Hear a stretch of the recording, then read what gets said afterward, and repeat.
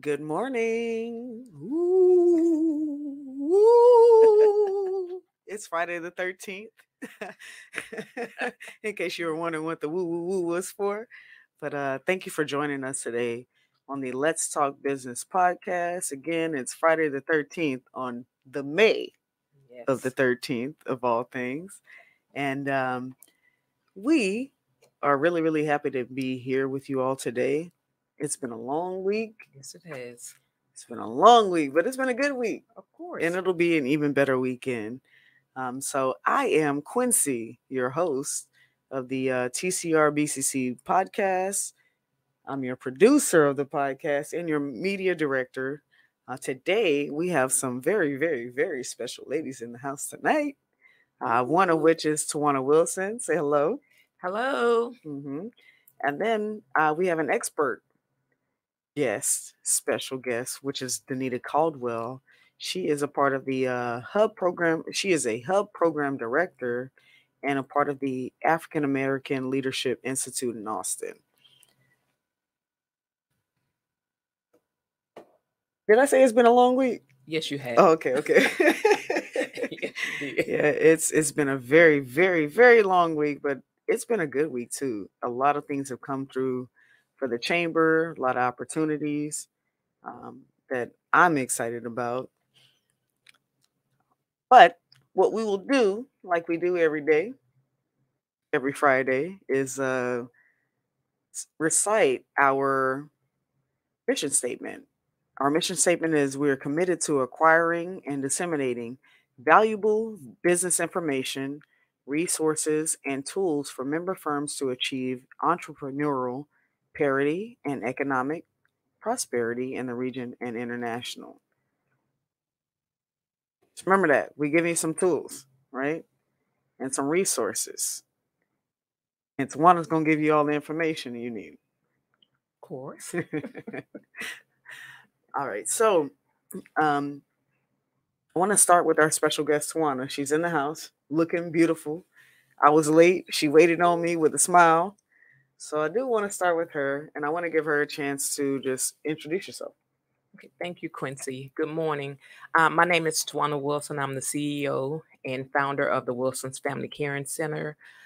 We've been in business for about 15 years now. I've been in this field for about over 25 years.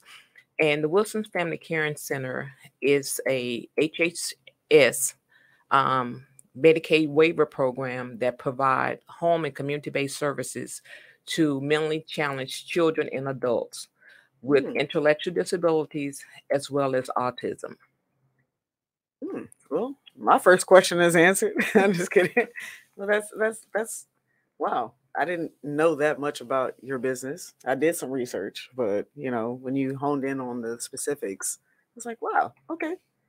Right. Children and adults. Yeah, we do children and adults. Home and community-based services is where we provide their care. They in a home-based setting, residential setting. It can be done in 3 different ways, 3 different settings. Actually 4, but 2 of the settings are actually done in group homes. Where we have residential support services, where we offer 24-hour wake staff to care for them 24/7. We do the supervised living, which is also offered in the group home setting, where we have a staff that do a live-in with them. We do host homes, which we contract either with other families or with their own families to provide the services, and we pay them for it.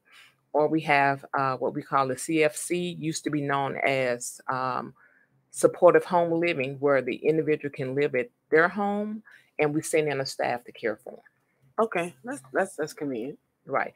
So even addition with that, we offer 24-hour nursing services. We have counseling and therapy services, day activity services for them. So we have a range of services. And what we do is we try to assist each individuals with their daily living skills. We provide services for them and help them reach their goals based on their capabilities and not their disabilities. Because everyone learns at a different pace. And so we design goals that specifically based on them, based on their capabilities. Well, that's great. it's almost like having kids, Yes. right? You don't want to be like, well, you're not really that great at math, so you're a dummy type thing. Right. You know what I mean? But you do try to hone in on what they are good at, Yes. and Yes. then hopefully that'll help them with the other stuff, Correct. whatever they're not as good at. Correct. I think that's And great. even with this field, you get really attached to the individuals, even if they're living in their home or in your home, because a lot of these special needs children and adults don't have family involvements. Some do, but some don't. But I've have quite a few that don't, and so to to them, I'm mama to a lot of them. So, oh my God, I say I have a lot of children, and um, actually. I even had to bury some. And so you get so Mm. caught up with them, but that's okay. We treat them with dignity and respect. And so they don't have a reason to hold their heads down because looking at them, no one knows, if they have the family support or not, because our team steps in and provide that nurturing care for them. You know what? You're a shepherd. I'm gonna call you Mary. You got these little lambs. That's great. But on the face of it, I might think, oh, these people don't have family. Well, a lot of people don't, whether they're Correct. successful Yes. or they have a disability or whatever. But it's nice to know that there's some organizations out here that will take care of these people. Yeah, we pretty much, I look at it as being a ministry. Mm-hmm. And once you look at something to be a ministry, it's no longer a business. So I give it my all. I put my heart into it, and I become a voice for the voiceless. So So that being said, it takes a lot, like to take care of someone who's disabled. You have to think about different things like what their dietary needs, their this, their that, not just, oh, you need to fix this or let me help you with that. It's so much that's involved in taking care of these people. it does, but that's where you put together a team. Can't do Mm, it by myself. Can right. never take all the credit. I do have a wonderful team. I have 3 nurses. I have 4 case managers. I have 2 residential supervisors, and I have some awesome direct care staff, administrative and drivers, medical transporters. All of us come together. We put our plans together, and everybody has a piece of the puzzle. And I tell them, one piece cannot be missing. We have to have the whole puzzle. And so we all put it together, and Mm. that's why we're able to accomplish the things that we accomplish. Y'all doing a lot, okay? I'm glad for it because it's necessary. Like being a humanitarian, I'm not sure if you have children, I do. but They're adults, but my children are they're still involved. kids. But that's what the name of the company, the Wilson Family Caring Center, and my entire family. I have 3 children. All of them are involved in the Oh, business. that is so awesome. All of them are involved in the business. One is the case manager, one is the administrative office manager, and one is a medical transporter. Look at you with your So team. even with that, and my husband as well, he's with human resources. Go ahead, flex on them. The entire team, but it goes beyond just my family. My staff becomes my family, their family becomes my family, and the individual I service, as well as their parents that's involved, becomes my family as well. So we go beyond the scope of the work. We go outside. So we make sure everyone is cared for. I tell my staff, if you're okay and your children are okay, then I can ensure that you'll be here so we can take care of these individuals. So I don't just look at, hey, are you at work or where you are? Um, I'm not a 8 to 5 person.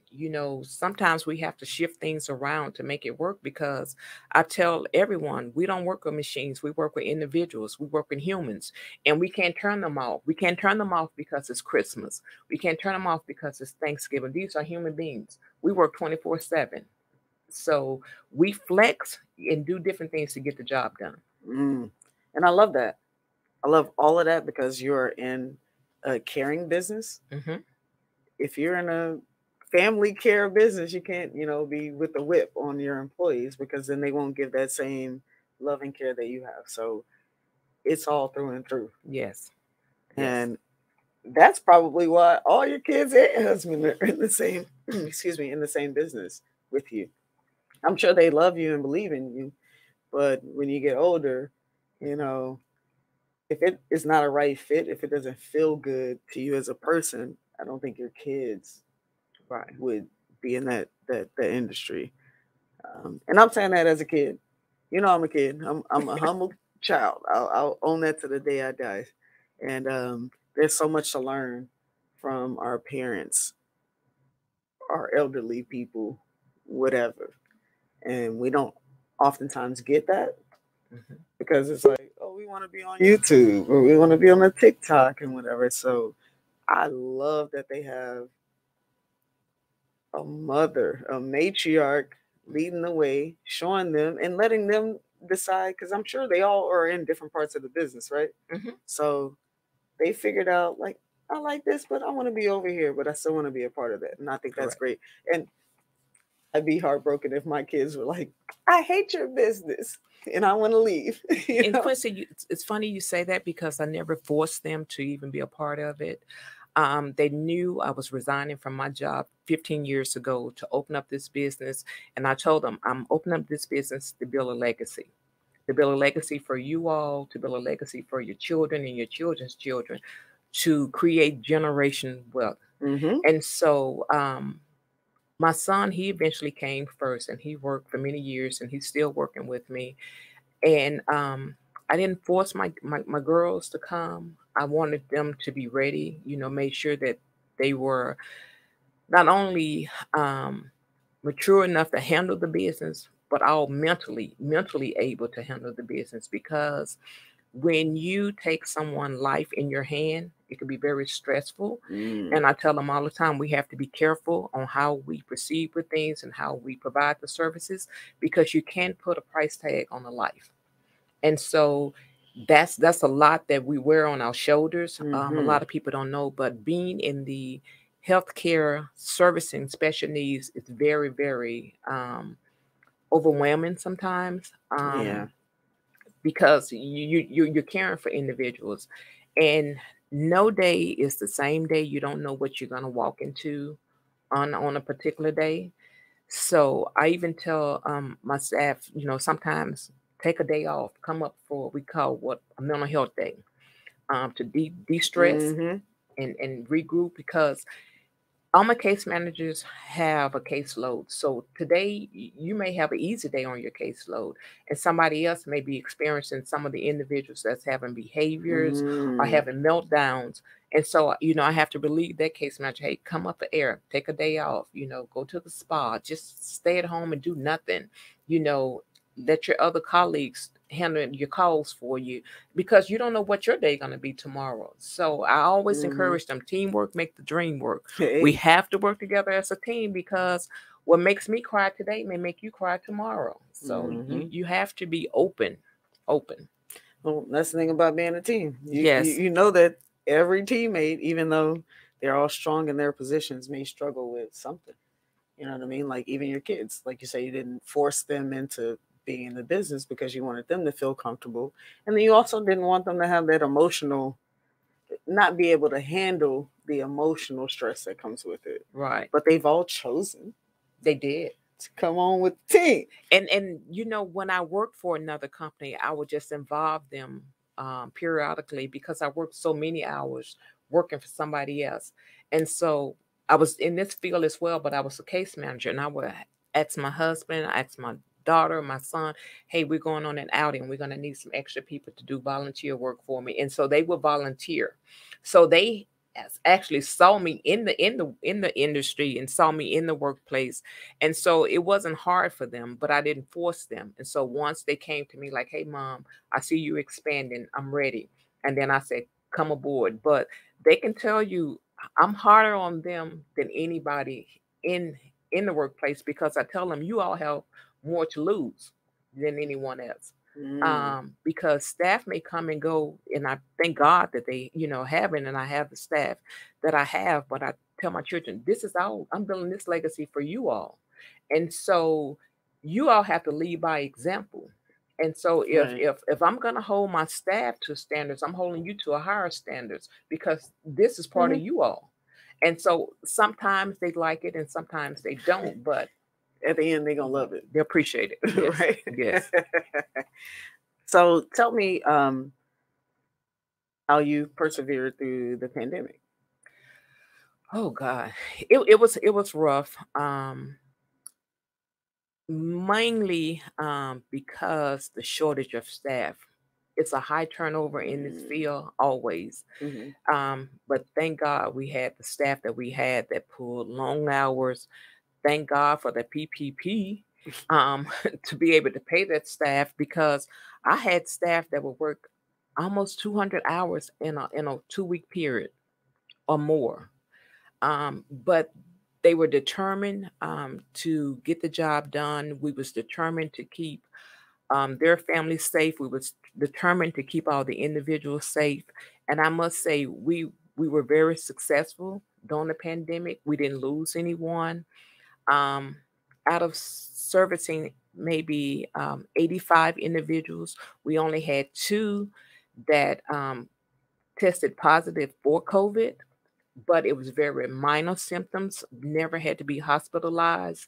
I kept those PPE equipments on hand for them, for their Mm-hmm. families as well as my families. Mm. I even went above and beyond to make sure we had in-home testing, so we were able to let the staff test because they were the only one coming in and out when we Mm-hmm. was on shutdown. So it was hard, but resources was our main thing. You try to keep those resources Mm-hmm. coming so we can continue to get everyone paid. And by the grace of God, we panned out and we survived. God That's is good. the resources. You and I were talking about that, and Yes. God is good. But we were talking about resources. Excuse me. And just how through the pandemic, Black businesses have shot through the roof. Like having an opportunity, having resources to know, and having some time to sit back Right. and assess because the world was shut down, so to speak. So a lot of businesses have had time to sit down, reassess, and then figure out what their niche was. So your niche was what it was, right? Right. You had the employers or employees.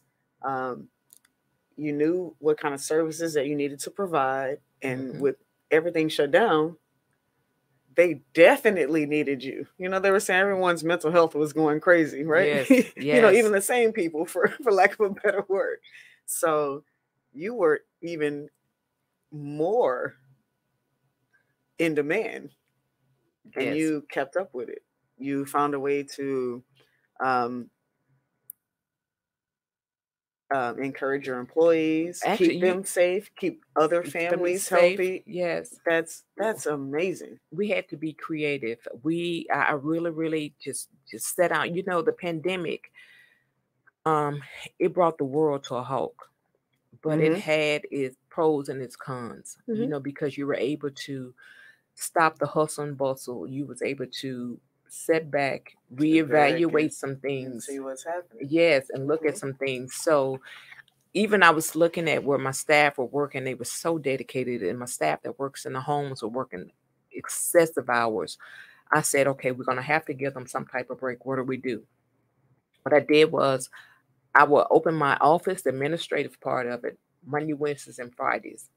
And Okay. the Tuesdays and Thursdays, all of us from the office will go in and work one of the homes to give the staff a relief, so they can come up for air because we're normally off on the weekends. Or we'll go in on the weekend. If I had a staff that would go in on the weekend to relieve someone, then I'll pay them that extra hours, even if they were on, to give them some type of incentives. So I had to keep the incentives coming. But with that, again, I say it took a lot of teamwork to It make does. sure And that then everybody. in the hustle and bustle, you may not have the time for yourself to look back and say, hey, I need to give this staff some incentives. Yes. But you had that opportunity too. Correct. That is amazing. It sounds I want to come work for you, Tjwana. So was that like the biggest challenge you faced? Actually, that was the biggest challenge. Yeah. Yes. We don't need to talk about anything Yeah. else. That was the biggest challenge. So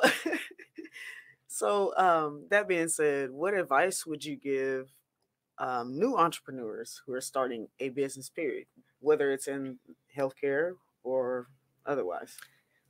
First and foremost, stay prayerful, stay humble, Mm. be persistent. Um,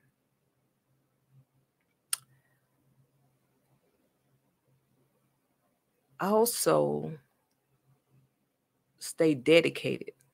Know your purpose. Know your purpose. Even when you start a business, know it's harder when you're starting a business working for yourself. Sometimes new business owners lose. Um, they go to thinking entrepreneurship, but doesn't realize what it takes to really make a business grow. Mm-hmm. And you have to work extra harder when you're working for yourself than you did when you're working for somebody else. And that's why you should join the chamber. That was a little correct, because the chamber offer a lot of resources. Right, you need a team, and you need a team, because you don't know what all resources are out there. Even myself, like I say, I've been in business for 15 years. I knew of the chamber, but didn't really know to the extent what they would do. Um, I've even traveled with the chambers to Belize before. Still not knowing what all they can offer me, but during right before the pandemic, I just started giving it some more thought and really just started reading, even during the pandemic, and researching and resourcing. Like, hey, they can really help me do this. And I called on Leandra, and she was right there to get it done. She might put you on hold. Yeah, but she coming back. Yes. She gonna talk to you. So, I tell, new business owners, success doesn't come before hard work, only in the dictionary. Would you find the word success before hard work? So, you got to know you have to put in the time, you have to put in the work to be successful. And if you continue to do that, it's not going to come overnight. I say give yourself some time. Give yourself some time to grow. Give yourself some time to make mistakes. And know if you make mistakes, it's not the end of the world. Just fix it or call on someone that can help you. Call on the chamber. Call on the chambers. Yes. I got the plug in here. Yes. So, but it can be done. It can be done though. So, but like you said, you do have to do your due diligence. Yes. You every chamber is not a one size fits all. This is my chamber, I'll wear it till I die. But it might not be a fit for everyone. So you got to do some work. Correct. As a business owner, you got to vet the chamber. You may have to have 3 or 4 conversations with Leandria Thompson, or come on the podcast. I'm not sure what it's going to take, but you have to do the work.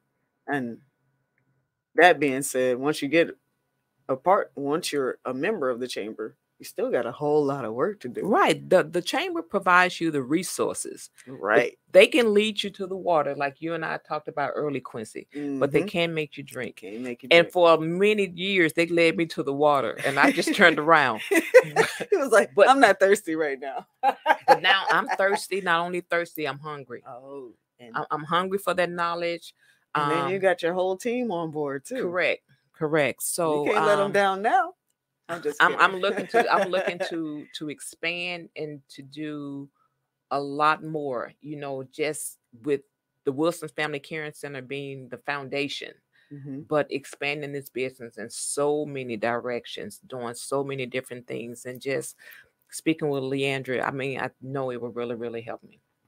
So I see the potential here because just similar to what I have here. I have Miss Leandria, I have my mother, I have myself, my sister. We all have businesses. We're all helping the chamber grow. I see the potential with you. You have your children and your husband. So I would say dream big. Right. And I agree with you. Because even if you get a little bit under that, yes, you're doing real good. Right. Being a teenage mom, I was a teenage mom. So that's one of my whys. When people ask me, why do you do the things that you do? Why do you do what you do? And I say, I do it because I'm building a legacy. I'm building it because I'm the first entrepreneur in my family. I'm billing it because I have other young ladies and girls of my color looking at me, that I want to show them that this can be done. Don't let anybody tell you you can't do it. Don't let anything that have happened stop you from dreaming. You can do it. If I can do it, you can do it. And so I have quite a few young ladies that I mentor, Mm-hmm. that I'm trying to help start their business. And when I say help start their business, it's just educating them on just simple things as business structures.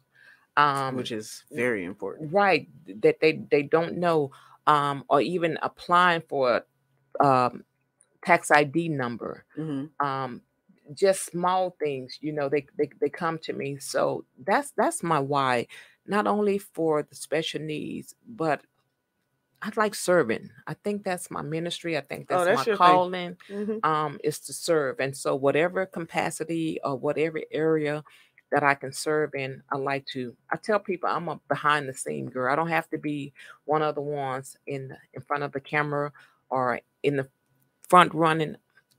I'm stronger behind the scene. I'll get it done. I'll get it done for you. So one of my lines is a Lil Wayne line.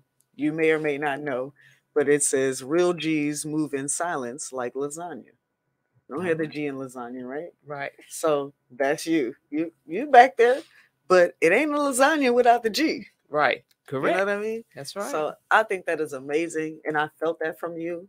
I was late. I'm not feeling well today, and you was like, "Oh, hey, girl, I'll Take be your here when you time. get here." Yeah. And Take you your were, time.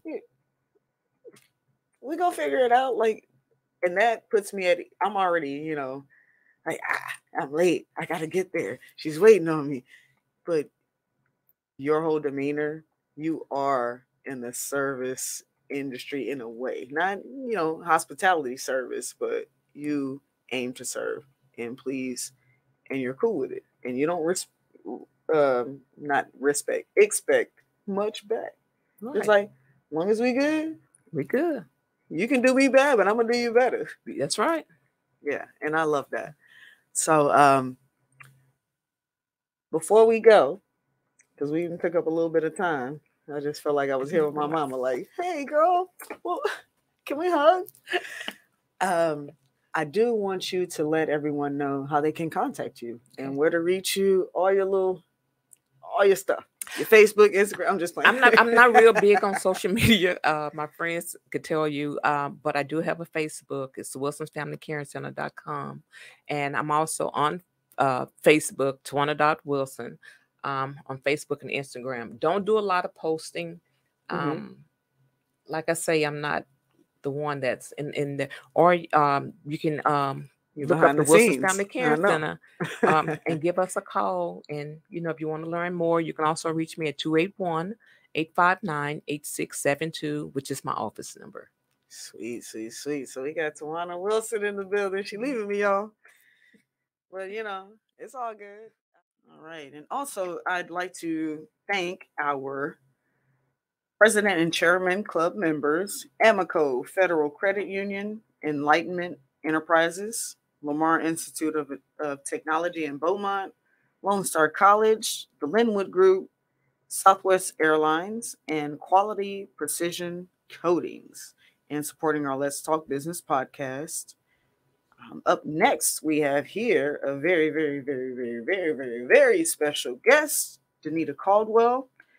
Dinita is a hub program director and also an affiliate with the African American Leadership Institute in Austin. Dinita, is that you, girl? That is me. Hey, girl, hey. How are you? I'm very well. It's good to see you. You too. Listen, I'm a I have little to say- jealous that energy of the in studio vibe. I'm like, man, I wish I could be there. Yeah, girl. I can't drive to Austin though, so I know, and I couldn't make it to Houston. So So I have to be honest, and this is kind of funny. No judgments or anything. yes. I just expected you to be older. I was Oh, like, oh, really? Why? I didn't have much background or anything, but I was like, oh, hey, girl, hey, you look amazing though. By the way, Oh, thank you. smile is great, You are cheekbones so on point, kind. Thank you. forehead nice and shiny like mine. I think. Yes, that I always have a shiny forehead. Yes. Oh, you are hilarious. So, would you introduce yourself, Yes. So, please? I am Dinita Caldwell, and I oversee the historically underutilized business program for the Austin Independent School District. We have a team of 5 right now, so we have a very lean team, but we do a lot. We get a lot done, and so I'm very excited to be on the show today. Hmm. Okay, with the lean team. I like the lean team. That's how I get most work done. A small Ex- team. You know Exactly. what I I agree. mean? Keep it close to the vest. So I just have a few questions for you. I would like for you to first just give our audience a little bit more about what your background is and who you are, where you're from, so they Sure. can hone in on that and know why you're talking about what you're talking about. You know what I mean? Perfect. So I love sharing my background because I sort of fell into this space. It wasn't something that I just knew, this is where I was supposed to be. I just sort of followed God's path for me. And so I describe what I do as being in the supplier diversity space, also known as equity and contracting. It's referred by different names.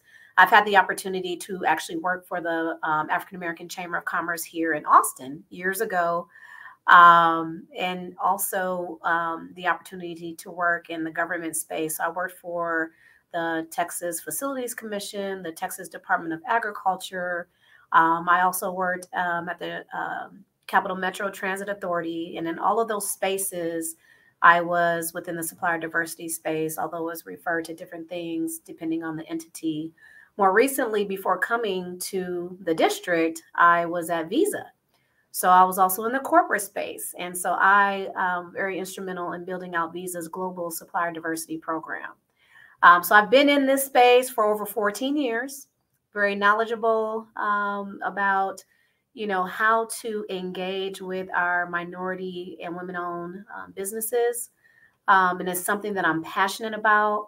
I feel like it's my way of giving back in a sense.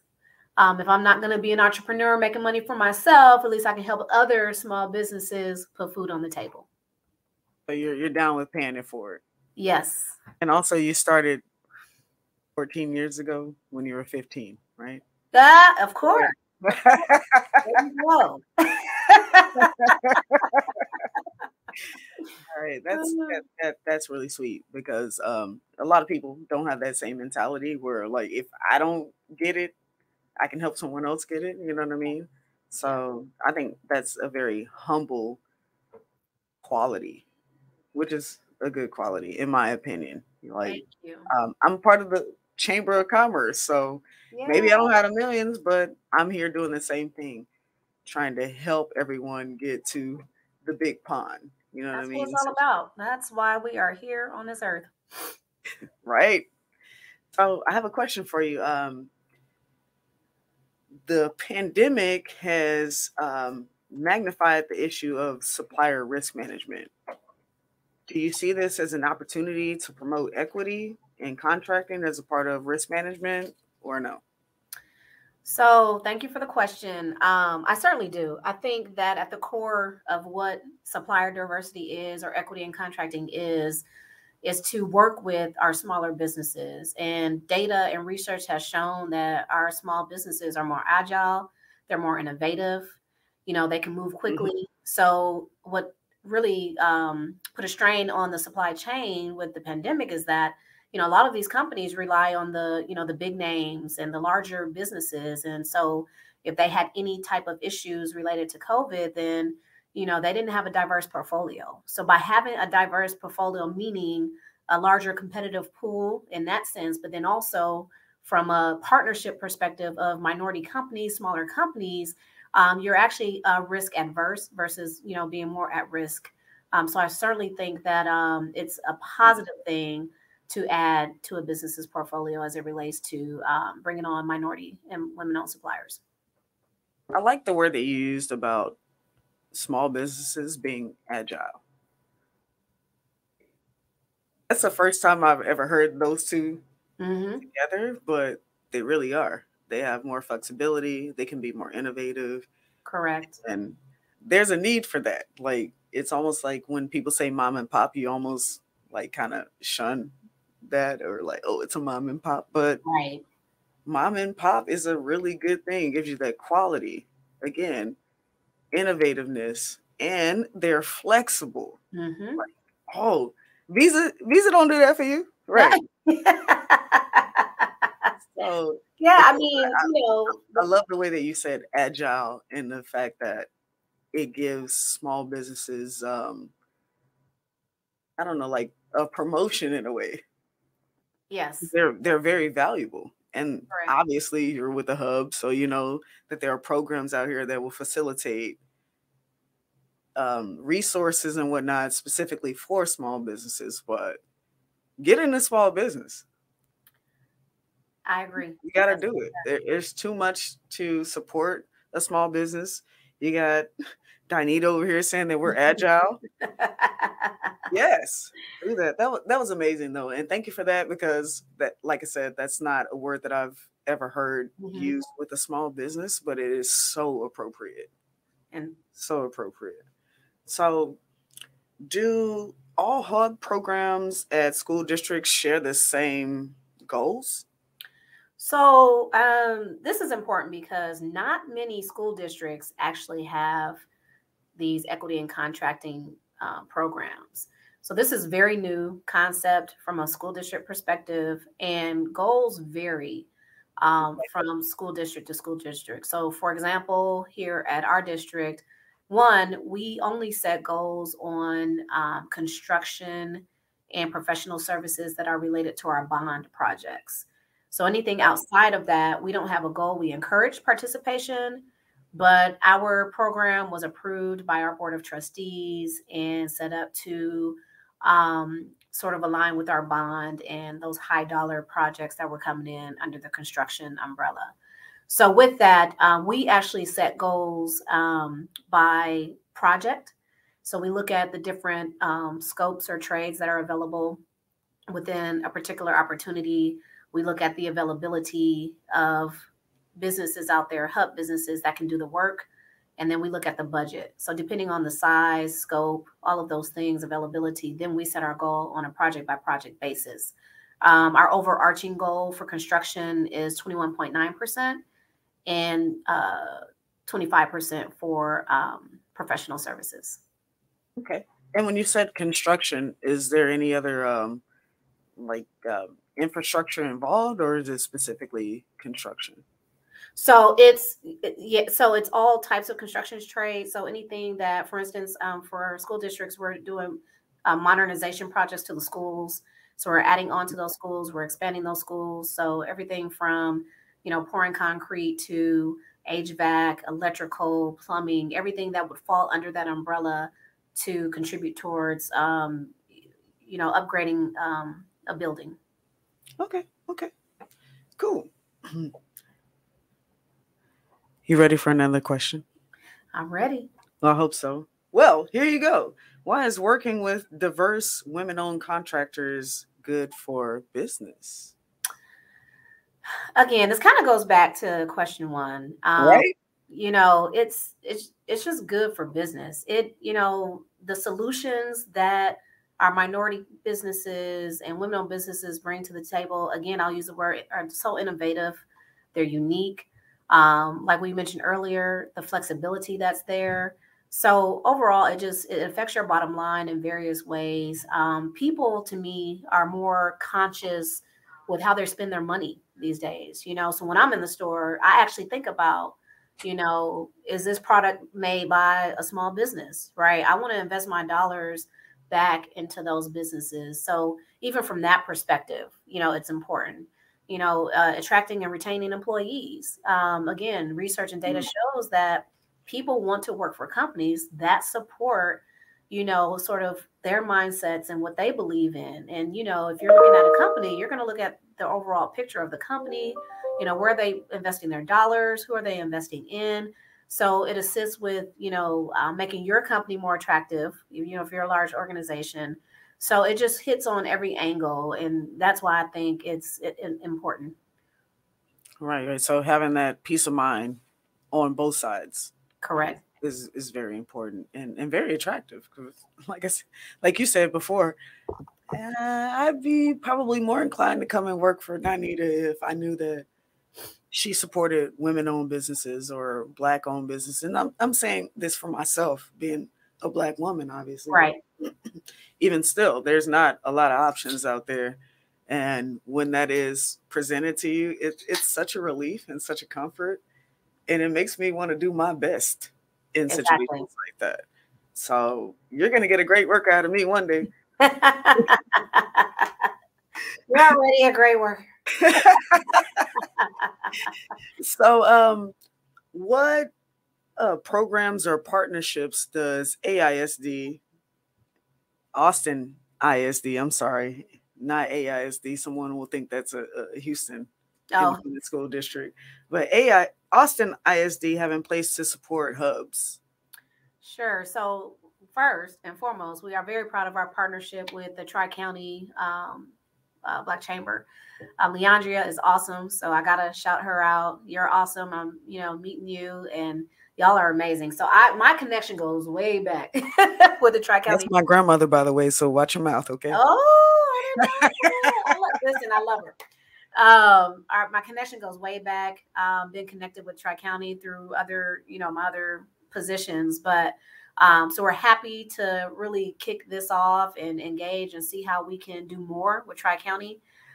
We also have partnerships here in our area with the minority chambers, Black Chamber of Commerce, Hispanic Chamber of Commerce, Asian American Chamber of Commerce, all of the minority organizations, as well as the construction trade organizations. In addition to that, we have opportunities for hubs to go online to our website, austinisd.org/hub, where they can request for either a forum, what we call a forum, where we will bring the hub in.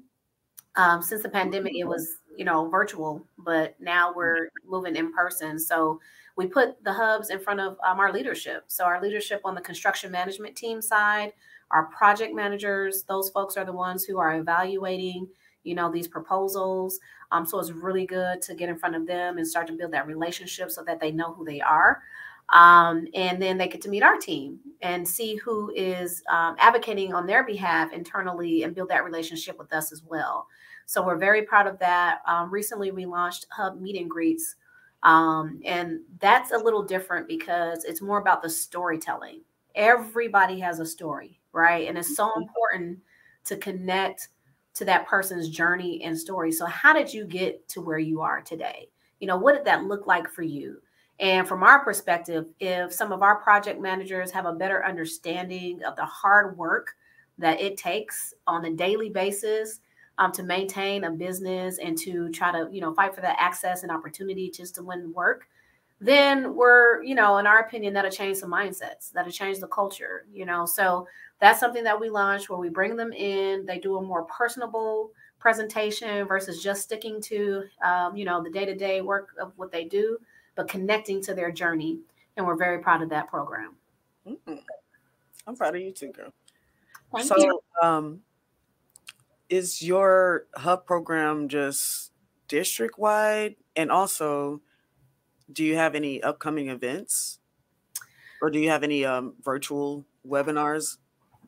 So our program, in terms of goal setting, is not district-wide. So we don't include the commodity categories of spend. Okay. And when I say commodity, for the easiest example I always come up with is like office supplies. Those type of purchases. That is something that, may happen in the future. So no to that question is just on our larger bond relay. Anything that's bond funded, then that's where the hub program comes into play. Oh, okay. Setting the goal and all that. Yes. That answered some other questions. That's the easy way. I was like, okay. The bond dollars, then we're here. Exactly. We will have a lot of outreach coming up. We don't have anything scheduled yet at this moment, We are gearing up for a bond election. So I don't have a lot of information about it right now, but there's going to be obviously tons of projects and opportunities coming out of that bond. So this is going to be the 2022 bond. And so at that time, yes, there will be a lot of outreach. We'll be doing more of the Tri-County Chamber to get information out about those opportunities.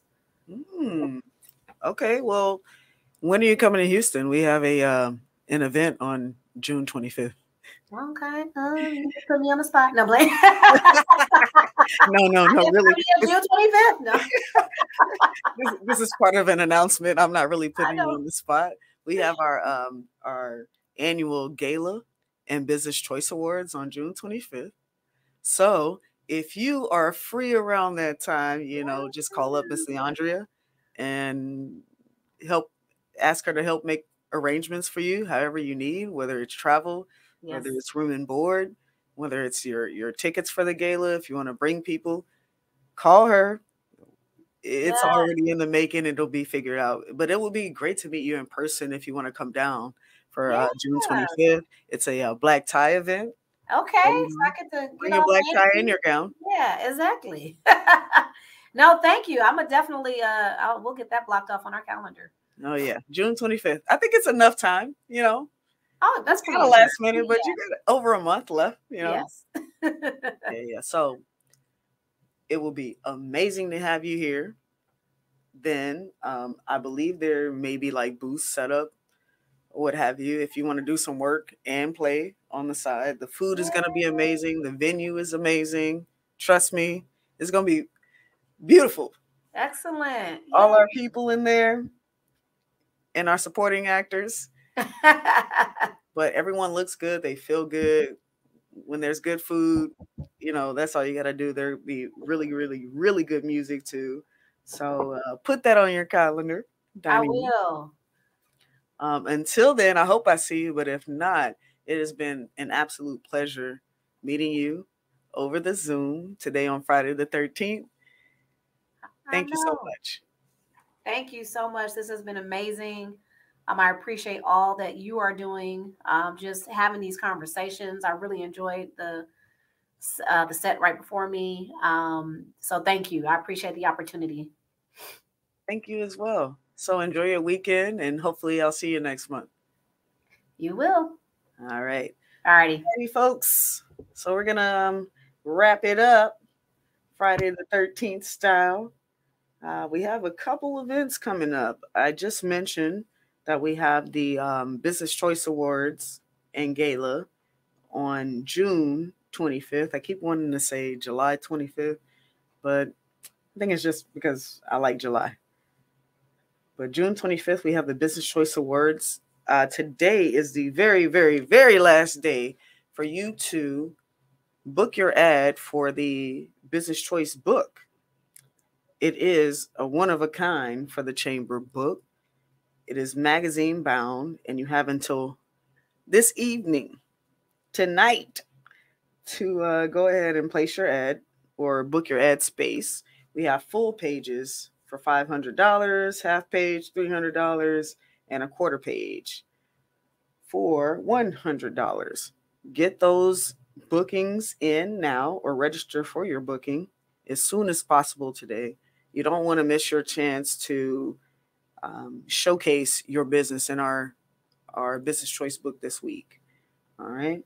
So where you can find the information to register your ad is at Tri-County Regional Black Chamber.org or tcbcc.org/events. We also got something else coming up here. I think Saturday, May 21st. Shout out to May 21st to my sister. It's her birthday.